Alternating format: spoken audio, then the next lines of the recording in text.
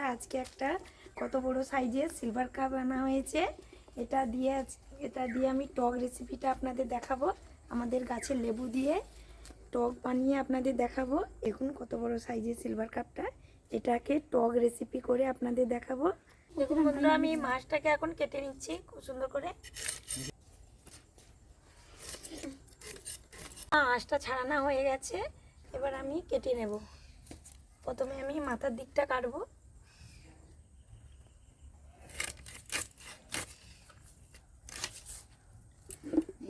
মাছটার রক্ত দেখো।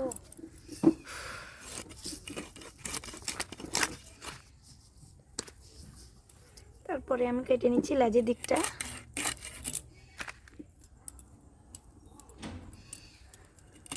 তারপরে আমি মাছ বরাবর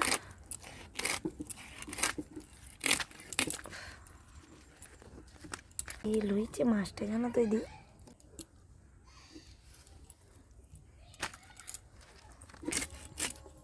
দেখুন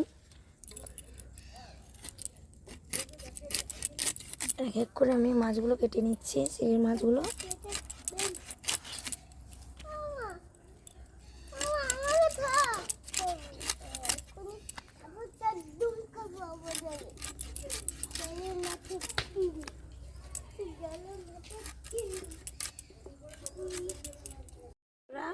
সিলভার কাপের মাছের মাথাটা দেখেছেন কত বড়, এবং আমি মাথাটাকে মাছ বরাবর কেটে নেব। অন্য মাছের থেকে এই মাছটার মাথাটা নরম।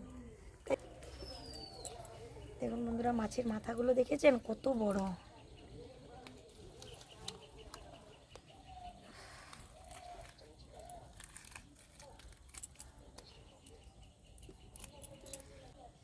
এবার আমি এই মাছের তেল থেকে যেটা বাদ দেওয়ার ওই অংশটা, এই যে দেখুন মাছ কাটলেই এটা পিত্তি বলে, এটাকে ফেলে দিতে হবে। আর মাছের তেলটা দেখেছেন এত বড় তেল। তো এবার আমি মাছগুলোকে ধুয়ে নেব। দেখুন বন্ধুরা, মাছটা কাটা আমার কমপ্লিট হয়ে গেছে। এবার আমি ধুতে নিয়ে চলে যাচ্ছি, আবার দেখা হবে রান্নাঘরে গিয়ে। দেখুন বন্ধুরা, আমি এই সিলভার কাপ মাছটাকে ধুয়ে নিয়ে চলে এসেছি। এই 4 পিস নিয়ে চলে এসেছি, চিড়ের চাকাগুলো। এগুলো দিয়ে আজকে আমি লেবু দিয়ে ওলকপি দিয়ে টক বানাবো। তাই বন্ধুরা দেখুন, এই যে গাছ থেকে বড় লেবুটা তুলে এনেছি আজকে টক বানাবো বলে। তাই দেখুন কড়াইটা গরম হয়ে গেছে উনুনে। এবার আমি সরষের তেল দিয়ে দিচ্ছি। মাছ কষার জন্য মাছে লবণ হলুদটা দিয়ে দিচ্ছি। আর বাদ বাকি মাছগুলো রেখে দিয়েছি, মাছটা দিয়ে দিচ্ছি কড়াইয়ের মধ্যে, তেলের মধ্যে।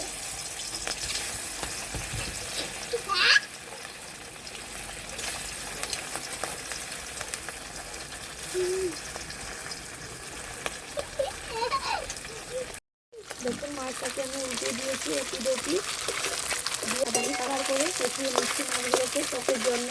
এই সিলভার কাপ মাছটায় যতই ঝোল করুন না কেন কিন্তু এতটা টেস্ট লাগবে না, টকে যতটা টেস্ট লাগে। তাই টক করলে সিলভার কাপ মাছটার টেস্ট ভালো লাগে। দেখুন বন্ধুরা, মাছটা খুব সুন্দর করে বাদামি কালার করে আমি কষিয়ে নিয়েছি। এবার কড়াই থেকে আমি তুলে নিচ্ছি। দেখুন বন্ধুরা, টকের জন্য আমি কড়াইতে সরষের তেল দিয়ে দিচ্ছি। এবার আমি দিয়ে দিচ্ছি বেটে রাখা লঙ্কাটা তেলের উপরে। তার উপর দিয়ে দিচ্ছি আমি বেটে রাখা ওলকপি। দেখুন এবার আমি দিয়ে দিচ্ছি পরিমাণ মতো হলুদের গুঁড়ো, স্বাদ মতো লবণ দিয়ে দিলাম, অল্প করে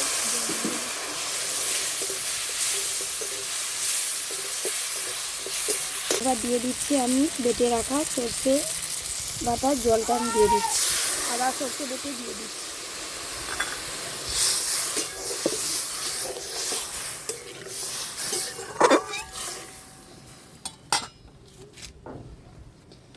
এই গন্ধরাজ লেবু দিয়ে টকটা বানালে খেতে দুর্দান্ত লাগে, পুরো এক গিলাসের মতো একটা একটা লেবু। পরিমাণ মতো আমি জলটা দিয়ে দিয়েছি, ফুটলে আমি তারপর লেবু রসটা দেব। দেখুন এই যে আমি লেবুটা কেটে নিয়েছি কিভাবে। দেখুন আমার টকটা কত সুন্দরভাবে ফুটছে দেখুন। এবার আমি লেবুটাকে চুবড়িয়ে দিয়ে দেবো রসটা টকের মধ্যে। দেখুন আমার লেবুটা এইভাবে আমি ফেলা করে কেটে নিয়েছি। কিভাবে চুবড়াবো, এই পরিমাণে রস হয়েছে দেখুন, দেখেছেন কতটা রস হয়েছে। তাই আমি কড়াইয়ের মধ্যে দিয়ে দিচ্ছি রসটা। যাই আমি রসটা দিয়েছি, টকের কালারটা দেখুন পুরো চেঞ্জ হয়ে গেছে।